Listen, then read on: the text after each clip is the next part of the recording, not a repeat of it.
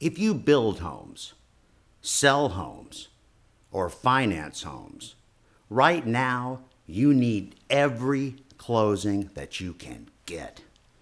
But what are you doing with that buyer that wants to purchase the home, makes enough money to qualify for the mortgage, but is being held back by some sort of credit issue or problem?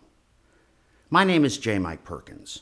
I've been in the mortgage business for 30 years, and I spent 12 years managing homebuyer clubs for 2 major national homebuilders.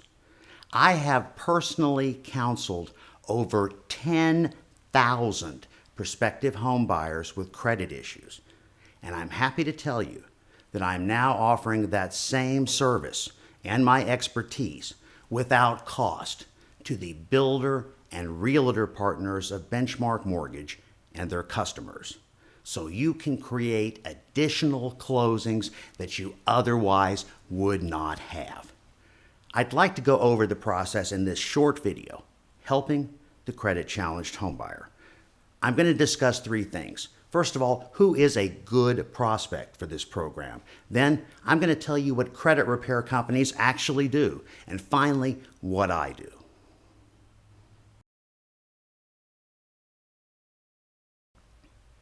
One mistake that people make when they try to start a program to help credit-challenged homebuyers is just to assume that every buyer with the same credit score is an equally good prospect. In my experience, that's not true.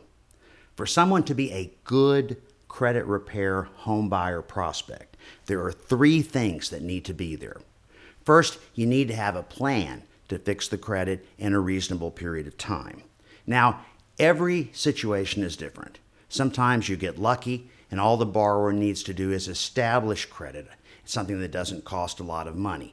But in many cases, the only way the borrower will be able to fix their credit in a reasonable period of time involves paying off or paying down debt.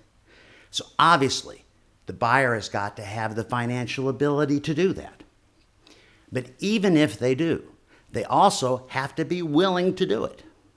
Therefore, if you've got a plan to fix the credit and the borrower has the financial ability to do it, your best prospect is always that buyer that is motivated, that needs to move and really wants that house. Based on my experience, this is all that most credit repair companies are likely to do. They write large quantities of dispute letters, basically disputing every derogatory item on the customer's credit report. The dispute process takes about 30 to 45 days to complete. While that's going on, the bureaus will temporarily remove those items from the borrower's credit scores. So naturally, if all the bad stuff is taken away, the scores go up. Then the credit repair company will report those new scores to the borrower and make them think that they're doing a good job for them. However, assuming that the credit that was disputed does belong to the borrower, in the vast majority of cases, the creditors are going to answer those disputes, verify the information, and then the bureaus will add those items back into your credit scores and they'll drop down to where they were before. The credit bureau's responsibility in a dispute is limited. Basically, all they're going to do is verify that the creditor is reporting the correct information according to what is in the creditor's records. The credit repair company is not going to intimidate a creditor to drop debt that does belong to you off of your credit report through some vague threat of legal action or something of that sort.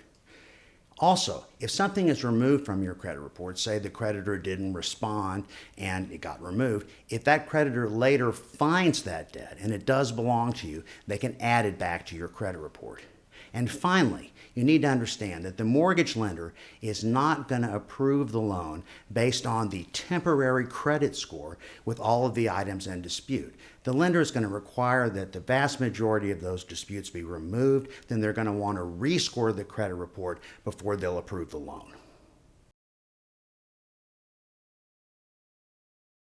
Step number 1, I have to determine my best estimate as to what the credit score needs to be in order to get the file approved. There's no such thing as one credit score that everyone needs. That depends on the loan program and also on the strength of the rest of the file. But this is important because just like you don't want to release a buyer to purchase too soon, you also don't want to hold on to a lead too long, trying to get to a credit score goal that you might not actually need.